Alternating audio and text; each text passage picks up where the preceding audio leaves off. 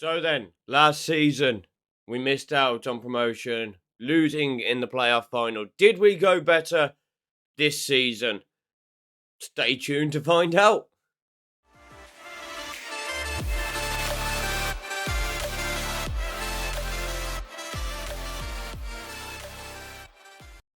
So then, welcome back, guys, to the Youth Academy Challenge with Truro City Football Club.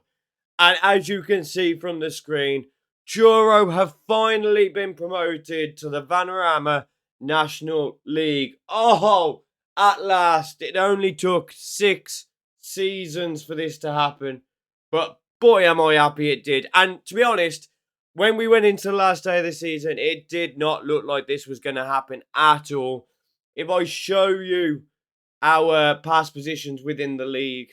So here we are, the past positions. And if you look at Truro here, you can see that on the last day of the season, we jumped 2 places into that 7th spot, giving us the chance to play in the playoffs.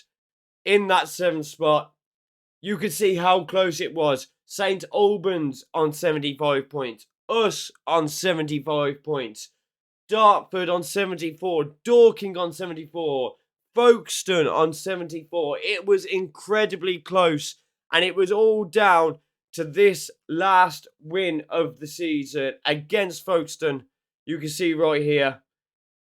The 3-1 win over Folkestone. Meaning that we jumped into the playoffs. I genuinely thought after the Dulwich Hamlet game that was it. We were done. That better luck next year sort of thing. But no, the 3-1 win over Folkestone and results going our way elsewhere meant that we snuck into the playoffs. And in the playoffs, we then faced off against Weymouth, a team that we have beaten in the home fixture, and then in the away fixture, I think we actually lost the away fixture. We did 1-0. So it could have gone either way. Luckily for us, in the I think it was an 105th minute, Ewan Scullion steps up to smash the ball into the back of the net.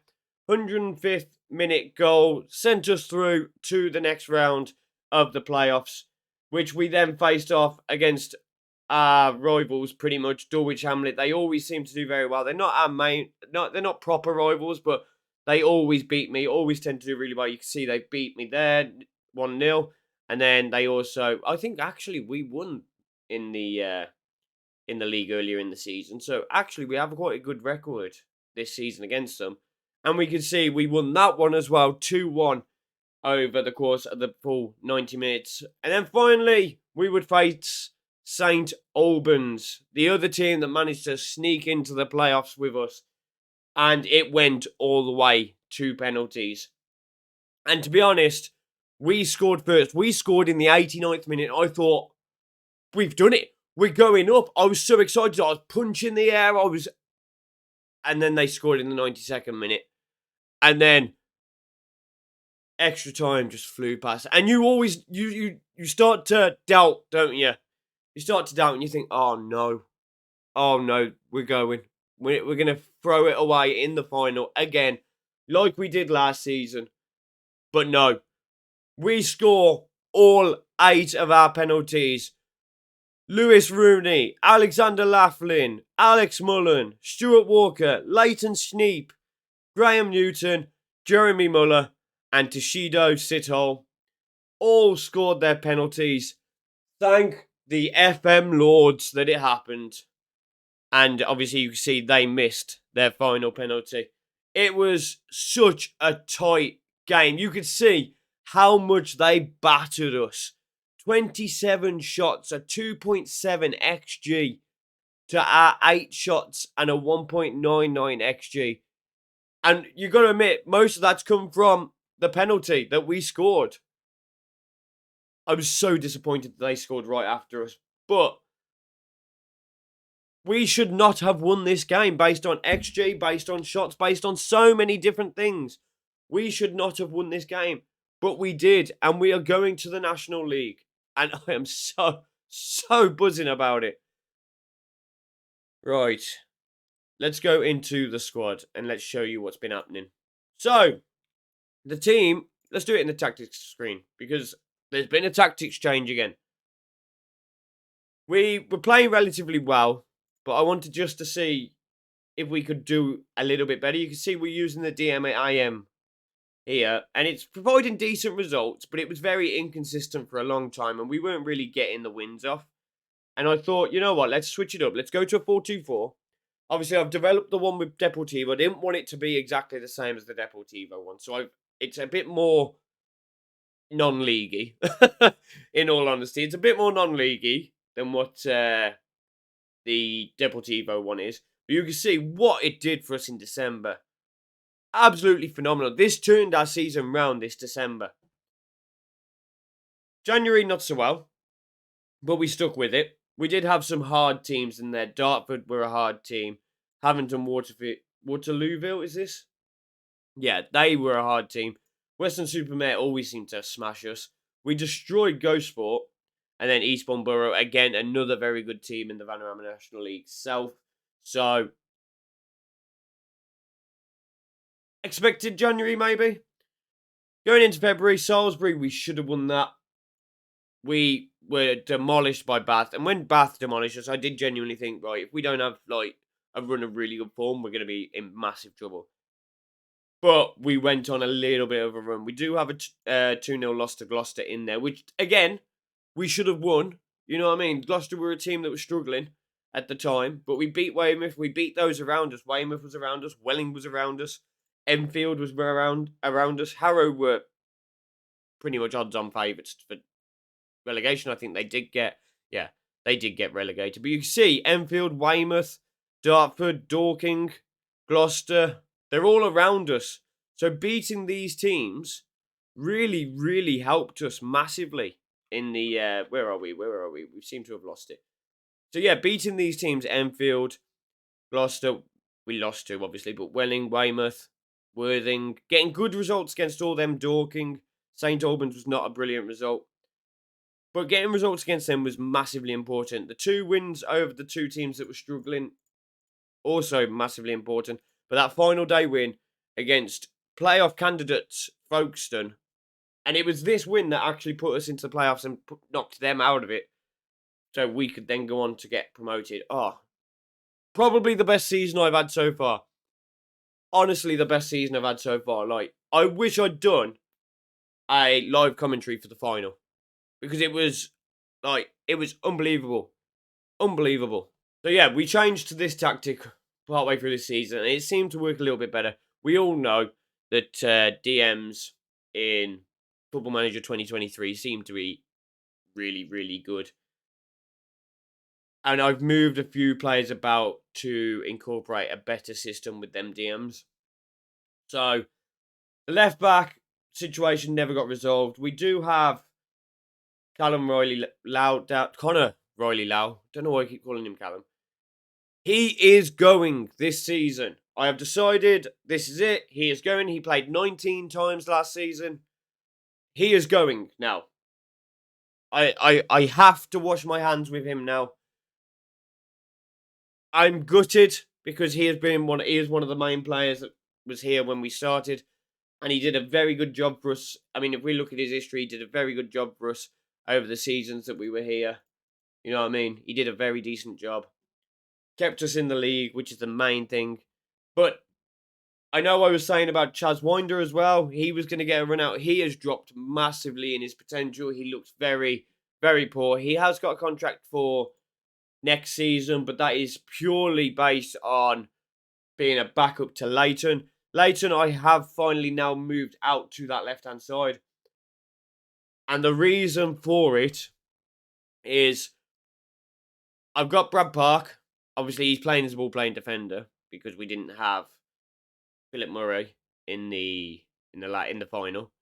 So Brad Park had just come back, and I was like, you know what? I'd rather have Brad Park in defence, pinging those balls, than I would have than being in the defensive midfield. But Brad Park normally plays up here. In fact, let's put our main team in.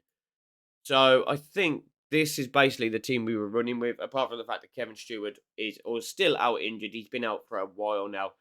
It's probably hampered his development massively. There's a good chance he's not going to usurp Ewan now. But who knows? Ewan has played superbly since coming in on that side.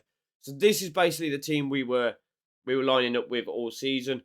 Ollie Fryer has now finally purged Ollie Bryce from the goalkeeping role, and as you can see from his rating, 6.94, 7.57, 7.15, 7.18. He has had a incredible season. 51 conceded in 43, 10 clean sheets. I mean, you can't moan at this. These are good stats for a first season. And he is pretty much the only change apart from that left back with Leighton Sneap. Them two are the only main changes. Everyone else, you look at this squad, and by the fact that Connell Dick's not here, it is the same team that got us to the playoff final last season. So it is just developing. So the back line, very, very nicely done. Leighton Sneap, Philip Murray, Anton Brownlee, and Corby Sherritt all will be back next season. Carsley has earned himself a second bite at the cherry. He will be given a contract for next season, although he won't be a major player. Patrick Carsley, we need to move out for where is he? Jeremy. So Jeremy was playing in that DM spot. I think he was playing as the DM defender. He might have been playing as the DM support. No, he was playing as the DM support. So these two had actually swapped round. So Jeremy came in last season's youth intake, came in very good. We all remember when he came in. We all looked at him and we all thought how good this guy is going to be when he's older. So he basically got thrown straight in when I decided that Leighton Sneap was going to move over to the left-hand side, which has worked superbly. He has had a very good season. You can see 21 appearances, 7 sub-appearances, 6.79 average rating for his first season. I think he is going to develop into a nice little player right there. Brad Park, again, carrying on his massive potential. He's just growing and growing and growing. Toshido has now started to show some progression. It says that he's two-star, but he did have a little bit of an injury. I think he did get up to, he did get up to 2.5, but he has dropped back down to 2-star. His injury has hampered him, but hopefully next season he will be able to push on with this pace and this acceleration and really do the business for us. Ewan, again, pace, acceleration, he's looking decent. He hasn't actually grown all that much, but I reckon once he gets up into the next league and he plays a bit more, I think he'll probably progress. But he does have people behind him. Graham Newton, Wilson, all these sort of players. Alex Mullen, that can all play there. Where is he? Richie Andrews, Jack Johnson. They can all play across this front line. Like, no one is safe. Connell Dick is probably feeling a little hard done by. I'm going to have to try and find a way to get him in to the team, especially with these technical stats. So I might try and retrain him as a striker. But the thing is, he's got no pace, no acceleration, no finishing. Not really sure what I'm going to do with Connell Dick. And he definitely cannot play in the defensive midfield. So he might be going out to this side, but I don't know what we're doing with Connell Dick yet. He might become a decent pressing forward. Rooney has earned himself a contract. It says here that he's expiring, but I have offered him a contract that he will agree to. And I wasn't planning on keeping him. But when the man scored 29 goals for your team in 35 appearances, even though he spent a little while out injured, how long did he spend out in total? He spent 4 weeks out injured just before the end of the season. And he comes on and scores a penalty that potentially moves you into the National League. You have to give him a contract. I just had to. I could not bring myself to let him go. Even though next season he probably isn't going to be a first team player. And there's a reason for that. As you could probably see where I was hovering over. We have Mr. Stuart Walker, who is finally starting to develop. He's got 8 goals this season. Unfortunately for him, an injury knocked him back 3 months. We've had a few injuries this season. And then there's also another player that's come through from last season's youth intake. Alex Mullen. Look at the development growth on this man. Don't like his personality. Don't like the fact he's 5'9". 3-star rated player. Can play up top as the advance forward for 2.5 star. What's Lewis Rooney? 2.5 star. It's getting to a point where Lewis Rooney is going to be ousted by a youth player. And the way we've got to see it is, look at my starting 11. Every player, bar Lewis Rooney, is a youth player. So, he stood the test of time. He is the last man standing in the first team starting 11. Right, we do have a couple of others here. We have Hemmings. He will leave on a free this season. And we have Patrick Carsley. Next season, Patrick Carsley and Lewis Rooney will be the only two original Truro players left at the club. And probably both of them will leave at the end of next season.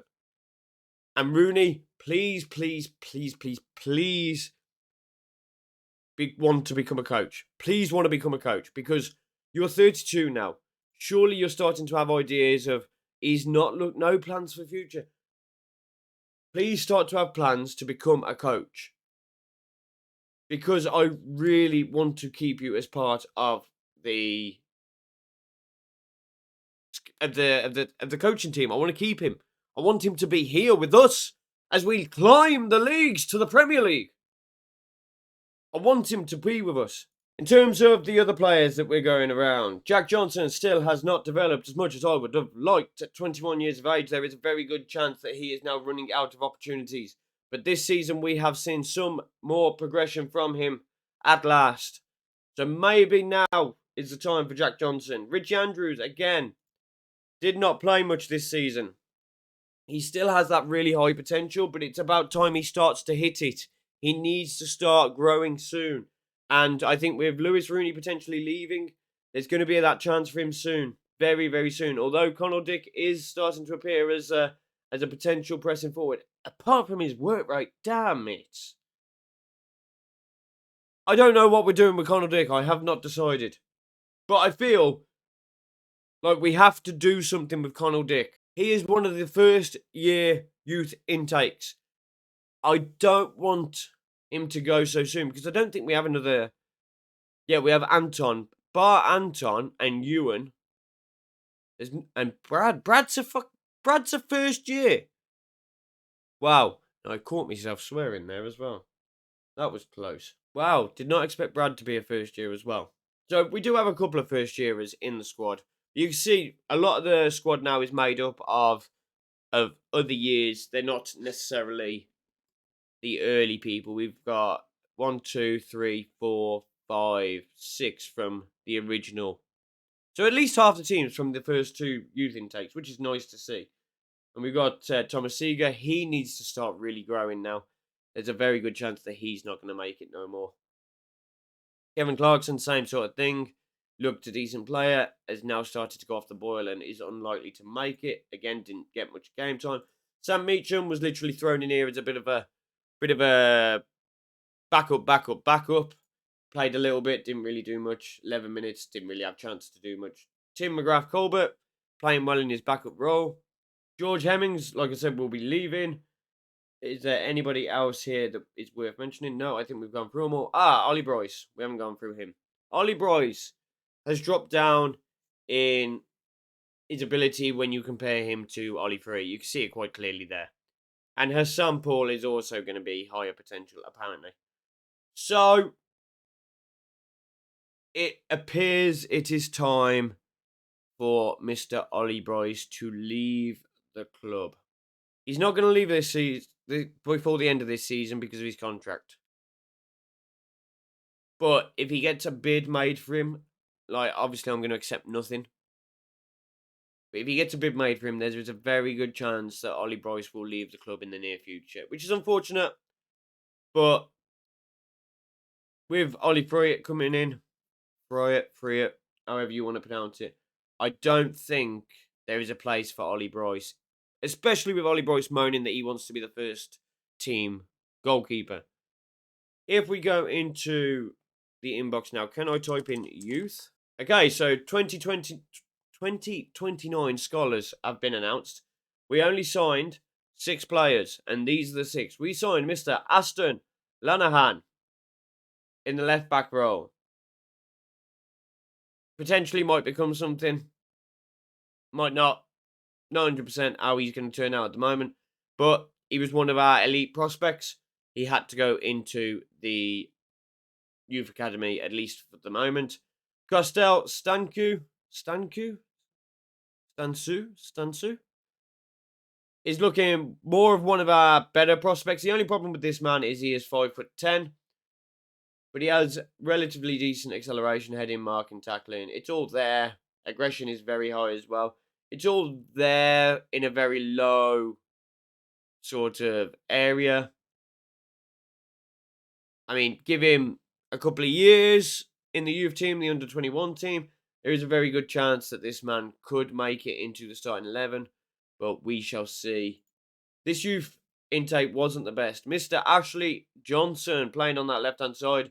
He will learn to play on the right-hand side as an inside forward, but with his pace, his acceleration, I don't think he's going to make it. In all honesty, like I don't want to be like writing him off straight away, but you can see like his casual personality. He's awful at long shots. He hasn't got the game intelligence. He isn't consistent. He isn't very good off the ball. He is competitive. There's a very good chance that Mr. Ashley Johnson is not going to make it. But again, with this high potential, you have to give him the chance in the youth team. Mr. Sam Wood playing in the central of midfield. He will be retrained to play in the defensive midfield. Looks a decent little player. I like the work rate. I like the tackling. I like the bravery, the aggression, the anticipation. It's all there. Again, it's a little low, but in time it will increase. He's going to spend a couple of years in the youth team as well. He is 16 years old, so he's got 2 years in the youth team potentially to then become a decent enough player to play in this defensive midfield role. Maybe we'll make it. He's got a big 5-star potential as well, which is nice. And then we've got Thomas Owen, again, another 5'8" player. Apparently he can play at centre-back. We will never play him at centre-back, not at 5'8". And I'm looking at this and I'm thinking, okay, there is very good stats in a lot of areas, but can he play as a defensive midfielder? And he can play as a defensive midfielder. Aggression is decent, bravery, concentration, decisions, determination. Positioning could do with some work. Teamwork is good. Work rate could do with some work. Stamina could do with some work, and so could strength. He is only 5'8", and the fact he's not very quick means I can't put him out onto a wing. But he's going to be more of the defensive midfielder that's a supportive player a bit more than what he is a defensive player. When we look at it this way, he can take a first touch. So I potentially think Owen could make it to the team as well.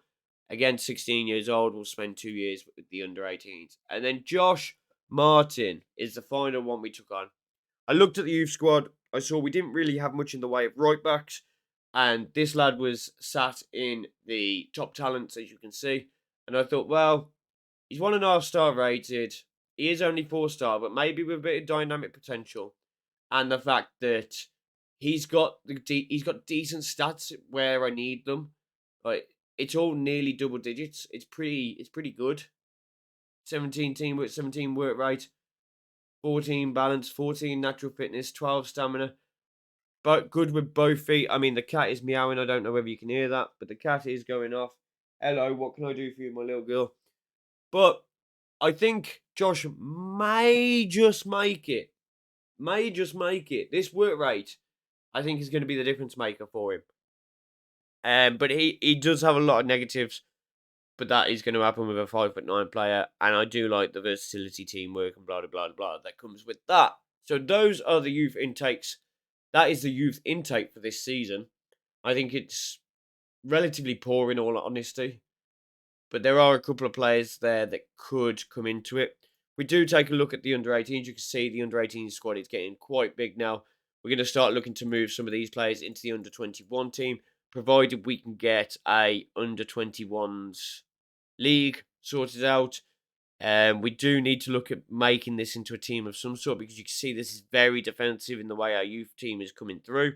There is not a lot of players that potentially are going to be very good. you were looking at players like Jonathan Roberts, who I said was potentially going to make it. His potential has dropped down massively. There's a few players where their potentials have dropped. Andy Evans is looking a decent prospect, though, as a winger, inverted winger on that side. He's looking probably one of the best of the bunch, even though he is sat at... Where is he gone? Where is he gone? Yeah, sat at 2-star potential, 5-star 5-star potential, 2-star current ability. I think that is nice.